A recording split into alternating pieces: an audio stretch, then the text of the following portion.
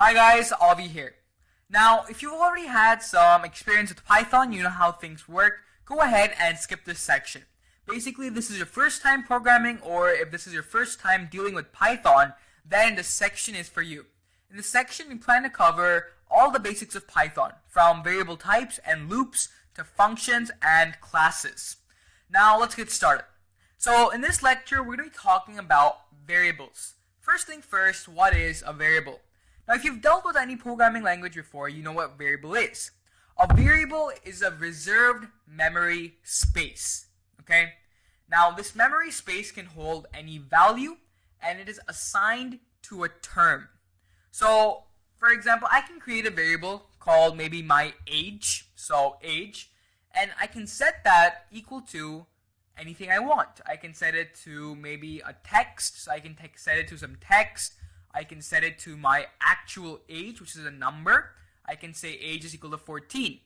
So here what we've done is we've created a variable whose name is age and whose value is 14. Now, wherever in the Python program I call on age, I'm going to get the value as 14. Okay? Now, the neat thing about variables is you can always change the value. Remember, variables are not permanent. Variables are changeable. So I can now say, hey, my birthday was yesterday. I am now 15 years old. So age is now equal to 15. And if I print out age, I get the value as 15. So this is key. Now, while assigning variables to Python, the concept is very, very simple. First part is the variable name. It can be Bob. It can be John. You can have a capital letter. You can have all caps. Doesn't really matter. You just need an identifier. Now, if I try doing maybe like print is equal to something, I can't do that because print is a function in Python. So these are, the case does matter when you're assigning variables, but however, stick to some normal names. Maybe if you're trying to get a print variable, then my print or something like that. Now with variables, it's very simple. It's a three-step procedure. You write your identifier, or a variable name, a var name.